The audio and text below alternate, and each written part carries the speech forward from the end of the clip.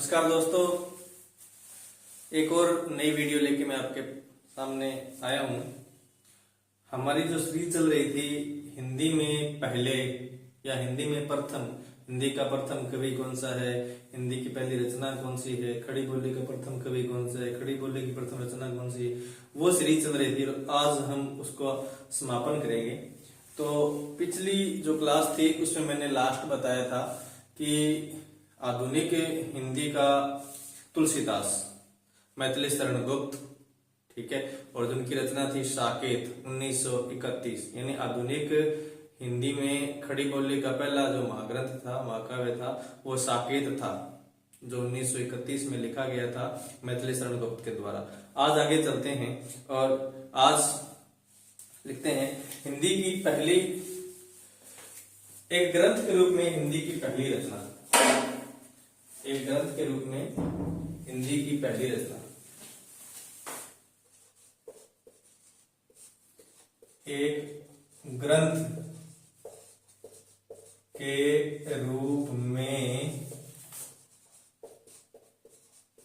हिंदी की पहली रचना, एक ग्रंथ के रूप में हिंदी की पहली रचना की अगर बात करेंगे तो हिंदी की पहली रचना, जैसे अगर बात है कि हिंदी का पहला कवि, हिंदी का पहला कवि सरप्पा है, ठीक है, परंतु उसकी रचना पहली ग्रंथ के रूप में नहीं मानी जाती, ठीक है ना। हिंदी एक ग्रंथ के रूप में जो पहली रचना मानी जाती है वो है सर्वकाचार, सर्वकाचार। किसने लिखी थी? देवसेन, देवसेन कृत। कब लिखी थी? 933 ईस्वी, देवसेन कृत 933 ईस्वी। इसमें क्या है? इसमें 250 दोहे हैं, 250 क्या है इसमें? 250 इसमें दोहे हैं।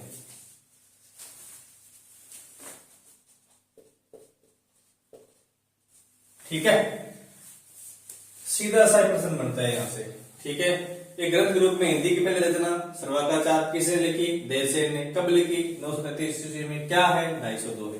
ठीक, अगली है हिंदी का पहला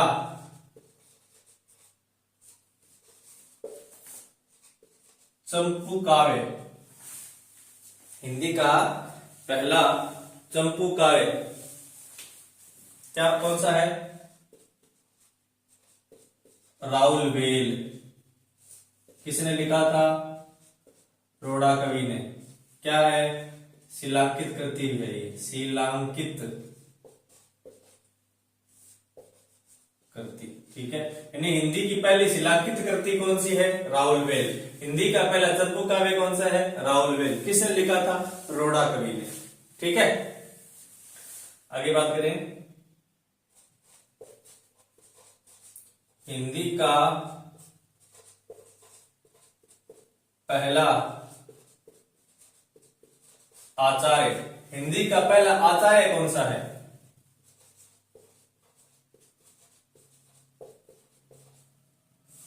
केशवदास। हिंदी का पहला आचार्य कौन सा है? केशवदास। हिंदी का पहला अलंकारवादी आचार्य कौन है? हिंदी का पहला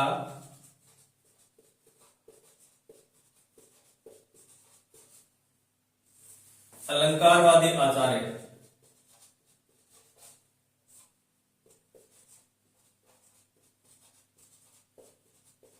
कौन है? केशवदास।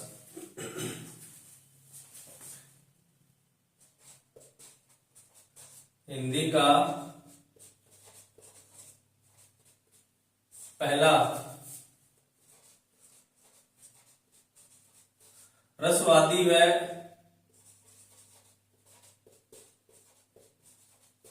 ध्वनिवादी आचार्य कौन है?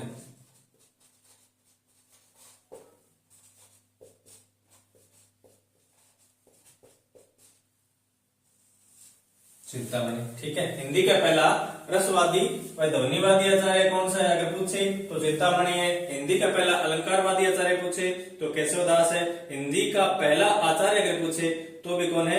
केशवदास है। ठीक है, चिंतामणि त्रिपाठी। ठीक, खड़ी बोली हिंदी का पहला गद्य ग्रंथ। अगला है खड़ी बोली हिंदी का पहला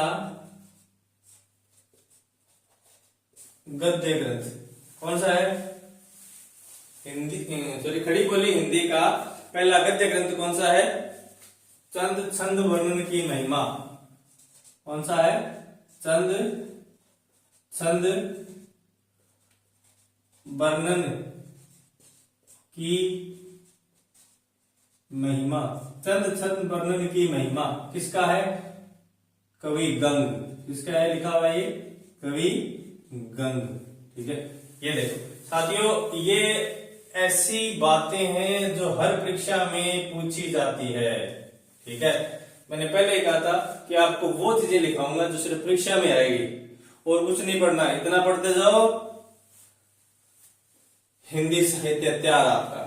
एक ग्रंथ के रूप में हिंदी की पहली रचना सर्वकाचार है, हिंदी का पहला चंपू काव्य है, राउलवेल है, हिंदी का पहला आचार्य है केशवदास है, हिंदी का पहला अलंकारवादी आचार्य केशवदास है, हिंदी का पहला रसवादी और ध्वनिवादी आचार्य चिंतामणि। खड़ी बोली हिंदी का पहला गद्य ग्रंथ कौन सा है? चंद छंद वर्णन की महिमा। अब खड़ी बोली हिंदी का पहला प्रेमार्जित ग्रंथ कौन सा है? ये भी बहुत इंपॉर्टेंट है।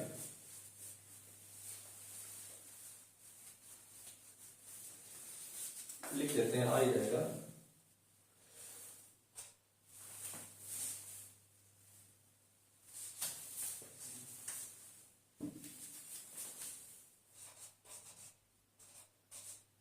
खड़ी बोली हिंदी का पहला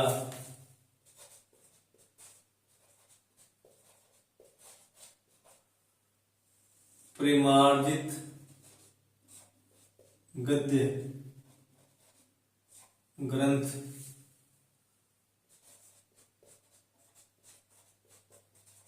कौन सा है? ठीक है, खड़ी बोली हिंदी का पहला प्रेमार्जित गद्य ग्रंथ कौन सा है?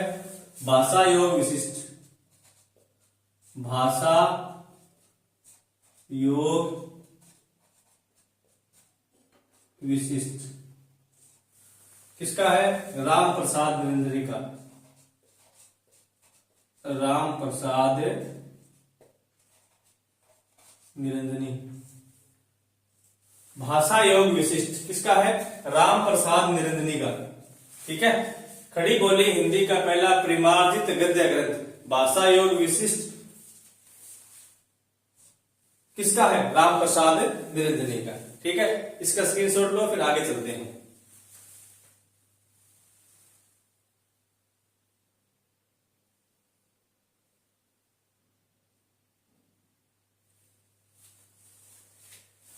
चले,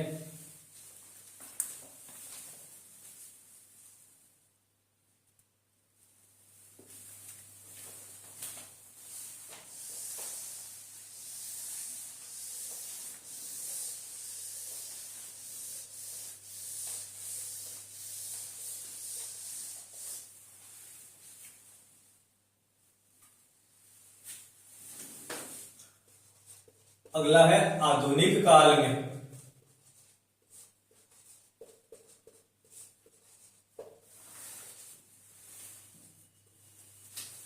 आधुनिक काल में खड़ी बोली गद्य का पहला ग्रंथ कौन सा है? आधुनिक काल में खड़ी बोली गद्य का आधुनिक काल में खड़ी बोली गद्य का पहला ग्रंथ कौन सा है? पहला ग्रंथ। ठीक है, आधुनिक काल में खड़ी बोली गद्य का पहला ग्रंथ कौन सा है? लल्लू लाल का प्रेम सागर। कौन सा है? लल्लू लाल का प्रेम सागर। ठीक है, आधुनिक काल में खड़ी बोली गद्य का पहला ग्रंथ कौन सा है? लल्लू लाल का प्रेम सागर। अगला खड़ी बोली शब्द के प्रथम प्रयोक्ता, जिसने पहले बोला हो कि ये खड़ी बोली शब्द सबसे पहले किसने लिया था, ठीक है ना, इसके बारे में पूछ रहे। यानी खड़ी बोली शब्द जो है वो किसने दिया है, इसी बंदे ने दिया है। किसने दिया? लल्लू लाल ने, ठीक है। लल्लू लाल के प्रेम सागर जो है वो खड़ी बोली गद्य का पहला ग्रंथ है, और खड़ी बोली शब्द के प्रथम प्रयोक्ता जो है वो कौन है? लल्लू लाल।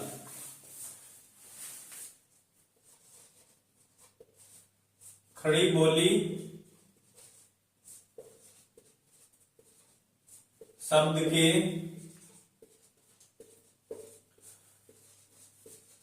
दूसरे प्रयोक्ता, यानी दूसरा बंदा कौन है जिसने नाम लिया था? वो है सदल मिश्र। कौन है? सदल मिश्र, ठीक है। तो ये मुख्य चीजें जो मैंने आपको करवाई है, ये है हर बार किसी न किसी परीक्षा में पूछी जाने वाली चीजें हैं और पूछते भी हैं, ठीक है। अब आगे लिखो, पदम सिंह शर्मा।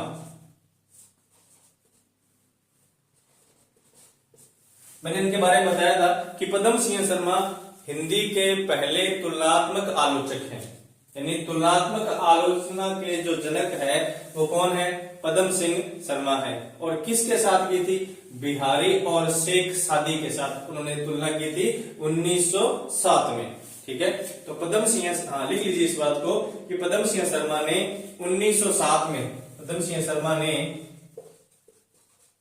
1907 में फारसी कवि सादी और बिहारी की तुलना कर तुलनात्मक आलोचना की शुरुआत की।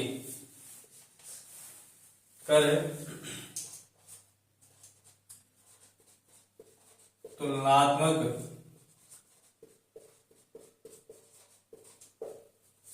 आलोचना की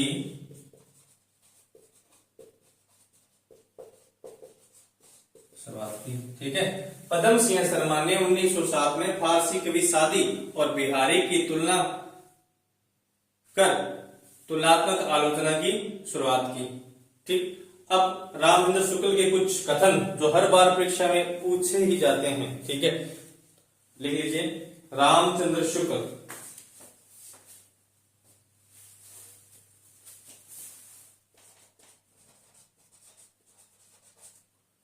पहला तो ये कथन बहुत बार परीक्षा में आया है कि प्राकृत की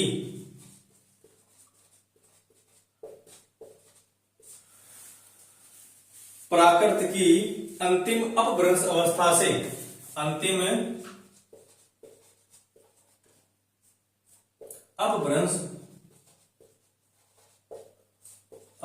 से हिंदी साहित्य का प्रारंभ हुआ है।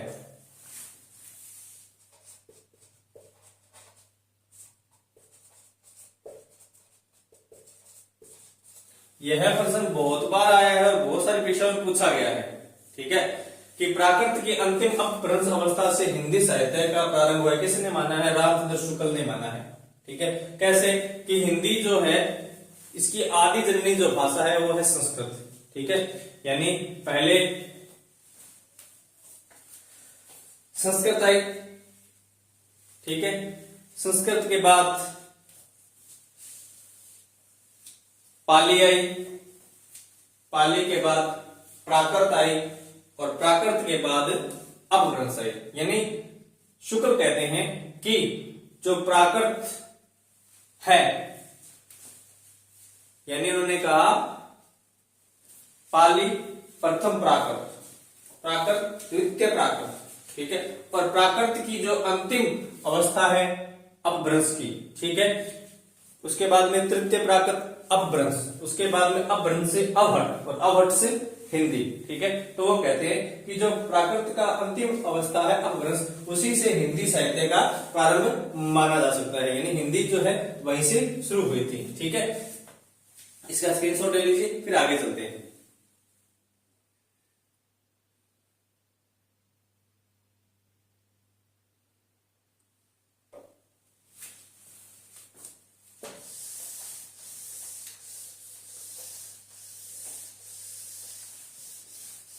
अब शुक्ल जी और क्या कहते हैं, शुक्ल जी आगे कहते हैं कि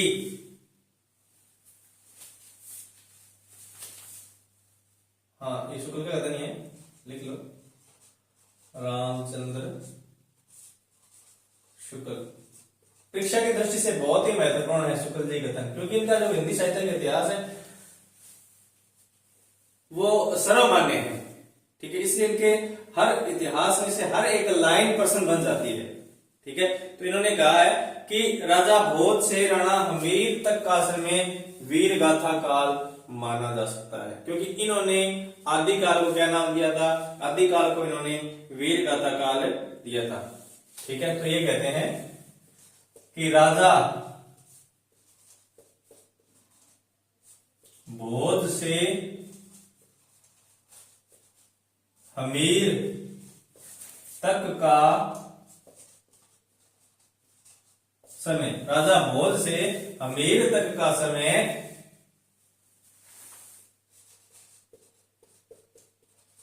वीर गाथा काल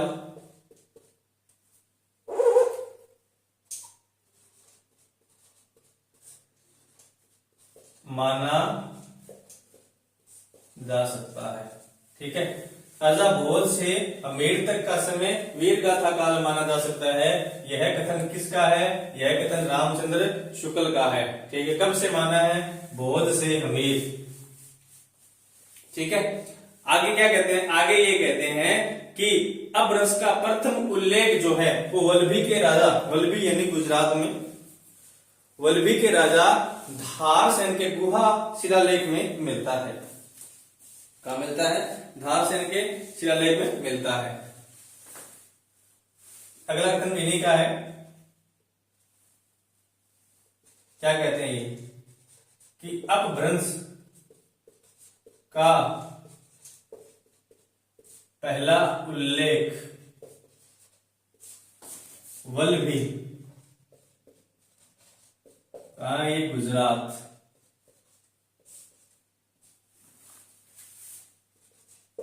के राजा धारसेन द्वितीय के शिलालेख में मिलता है, के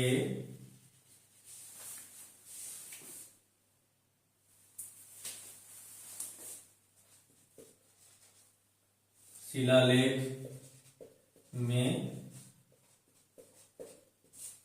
मिलता है।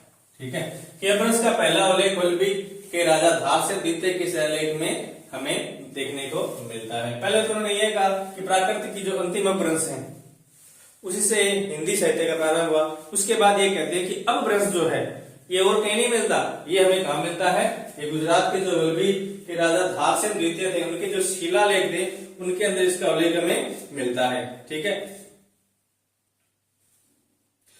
अब ये तो महत्वपूर्ण बातें मैंने आपको बता दी।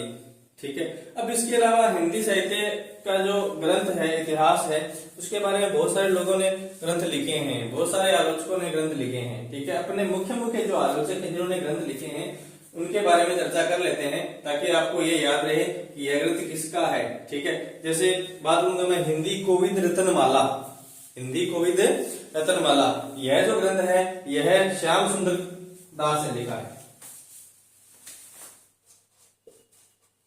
हिंदी कोविद रत्नमाला, इनको याद ही करना पड़ता है, कोई ट्रिक वगैरह नहीं है। किसे लिखा है, श्याम सुंदर दास।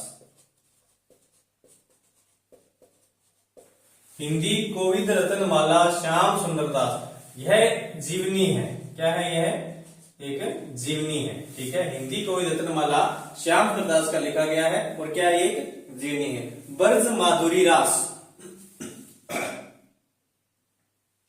ब्रज माधुरी रास,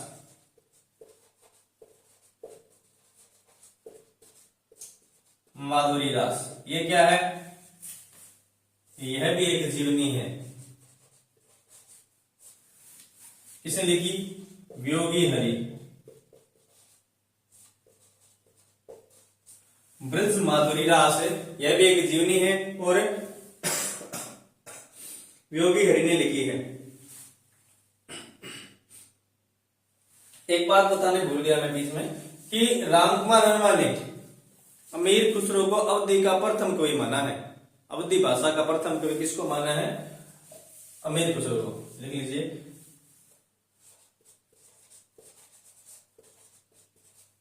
जैसे बीच में याद आएगा मैं कुछ चीजें लिखा दूंगा। रामकुमार वर्मा ने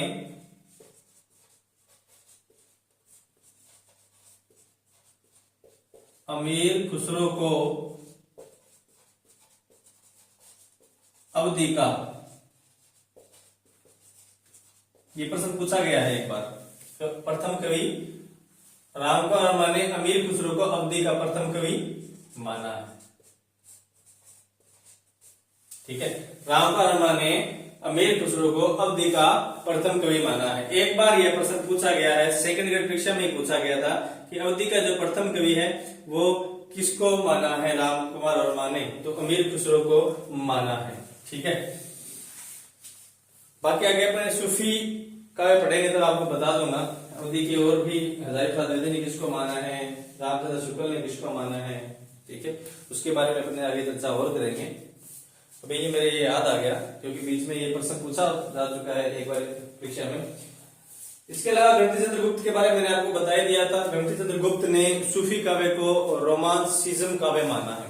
सूफी काव्य को रोमांसिज्म काव्य माना है।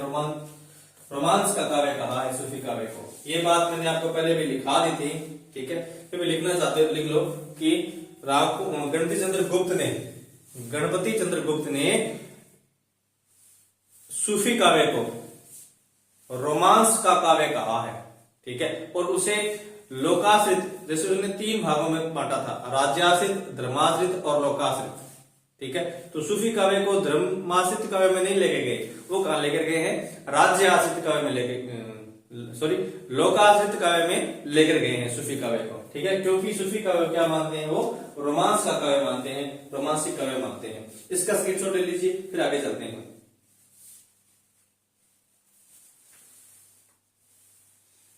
ग्रंथों के बारे में चर्चा करते हैं।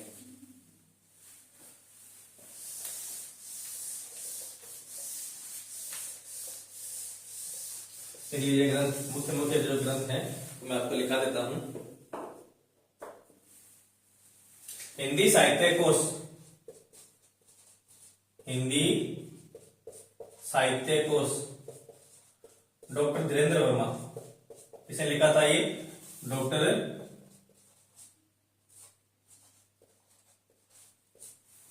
हिंदी साहित्य कोश डॉक्टर धीरेन्द्र वर्मा लिखा है। ठीक है, हिंदी साहित्य का संक्षिप्त इतिहास, हिंदी साहित्य का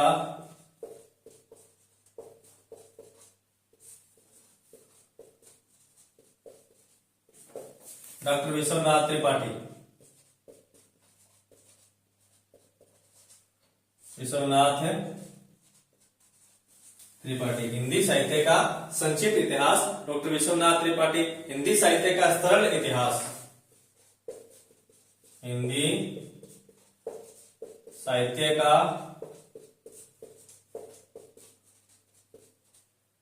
सरल इतिहास, यह भी इन्होंने ही लिखा है। हिंदी साहित्य का सरल इतिहास डॉक्टर विश्वनाथ त्रिपाठी। हिंदी साहित्य का संक्षिप्त इतिहास, हिंदी साहित्य का सरल इतिहास, दोनों। हिंदी साहित्य के 80 वर्ष, हिंदी साहित्य के 80 वर्ष, शिवदान सिंह चौहान। ठीक है, शिवदान सिंह। हिंदी साहित्य के 80 वर्ष शिवदान सिंह चौहान। ठीक है।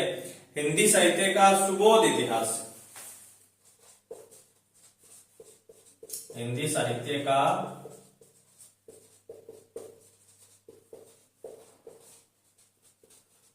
सुबोध इतिहास बाबू गुलाब राय,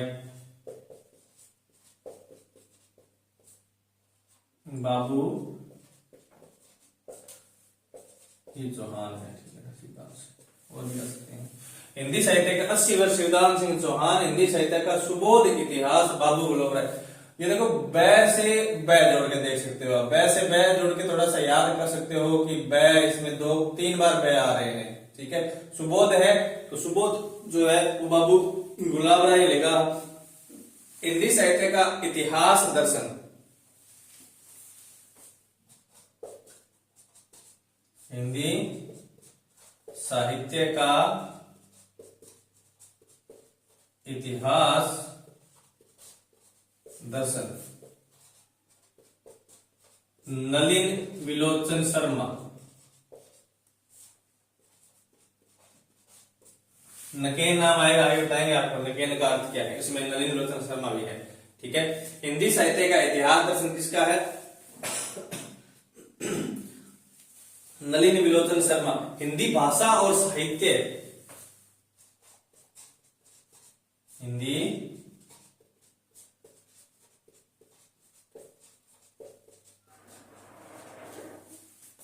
भाषा और साहित्य श्याम सुंदर दास। हिंदी भाषा और साहित्य किसका है? हिंदी भाषा और साहित्य जो है बाबू श्याम सुंदर दास का है। हिंदी भाषा और साहित्य का विकास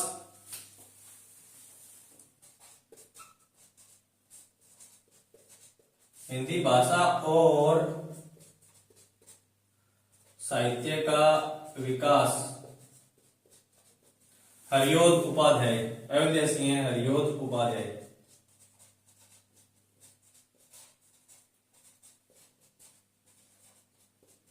हरियोध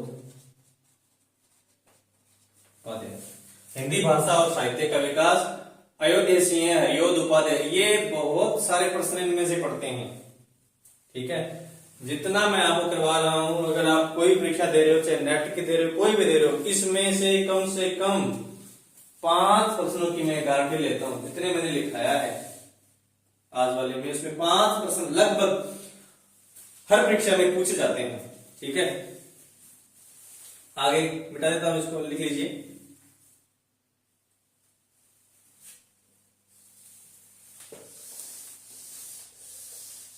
हिंदी भाषा का उद्भव और विकास,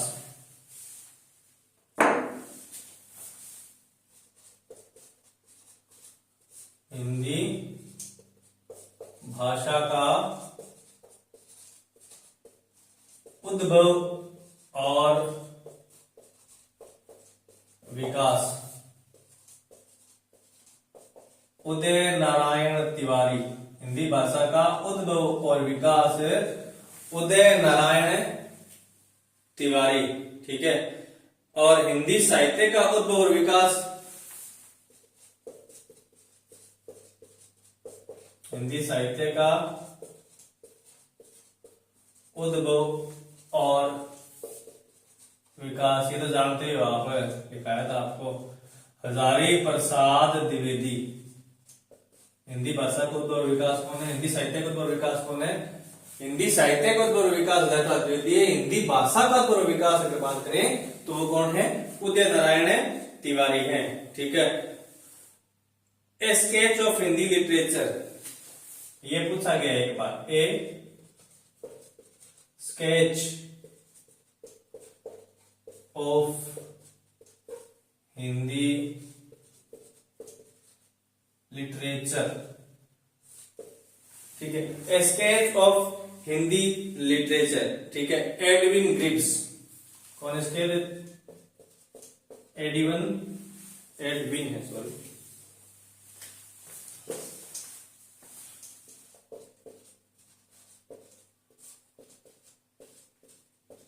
Edwin Greaves, sketch of Hindi literature. ठीक है।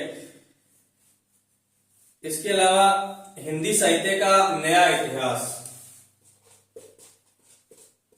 हिंदी साहित्य का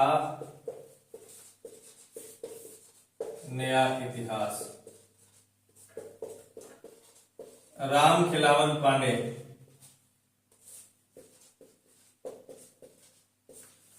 हिंदी साहित्य का नया इतिहास है वो राम खिलावन पांडे।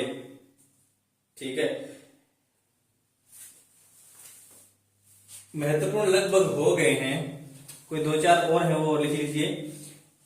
हिंदी साहित्य की 20वीं शताब्दी,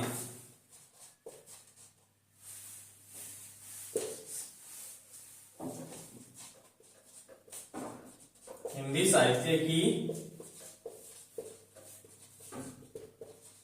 20वीं, हिंदी साहित्य की 20वीं शताब्दी, ये लिखा है नंद दुलारे वाजपेयी। किसने लिखा है? हिंदी साहित्य की 20वीं शताब्दी जो है वो है नंद दुलारे वाजपेयी की। हिंदी साहित्य का 80 वर्ष वो किसका है? शिवदान सिंह चौहान का है। ठीक है ना। इसके अलावा हिंदी साहित्य एक आधुनिक परिदृश्य है,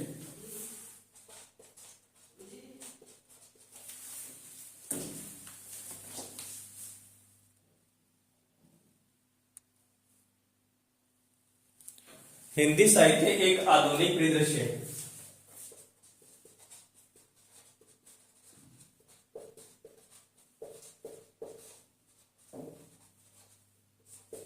हिंदी साहित्य एक आधुनिक परिदृश्य, ये है अज्ञेय। किसका है? हिंदी साहित्य एक आधुनिक परिदृश्य, ये अज्ञेय का है। ठीक है। हिंदी साहित्य वीर काव्य टीकम सिंह तोमर। हिंदी साहित्य वीर काव्य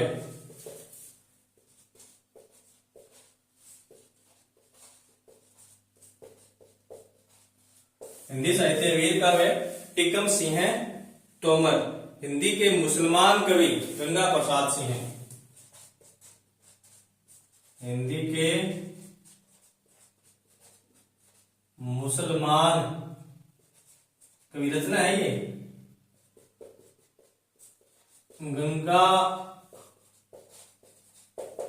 गंगा प्रसाद सिंह है। ठीक है। इसके अलावा हिंदी साहित्य का इतिहास विजेंद्र स्नातक, ये तो मैं लिखा ही दिया था। हिंदी साहित्य का इतिहास विजेंद्र स्नातक। ठीक है। हिंदी साहित्य का ओझल नारी का इतिहास ये भी लिखा दिया था, मिर्जा माधव 2013। ठीक है। तो ये मुख्य जो ग्रंथ हैं लिखे गए थे उनके बारे में आज हमने चर्चा की है। हिंदी का जो पहला कवि है, पहली प्रथम रचना है, खड़ी बोली का प्रथम कवि है, खड़ी बोली की प्रथम रचना है, उनके बारे में हमने आज विस्तार से चर्चा कर ली है। ठीक है। तो साथियों, इनको आप 1-2 बार ध्यान से पढ़ लें, 1-2 बार वीडियो को रिपीट करके देख लें, जिससे आपको ये चीजें कंफर्म हो जाएगी। ये ऐसी बातें हैं जो हर परीक्षा में लगभग पूछी जाती है। ठीक है। तो आज के लिए इतनी मेरी क्लास रहेगी। धन्यवाद। स्कूल जाने का समय हो गया है। मेरी वीडियो अगर आपको अच्छी लगी हो तो लाइक और सब्सक्राइब जरूर करें और आगे भी दोस्तों को शेयर करें। धन्यवाद। जय हिंद, जय भारत।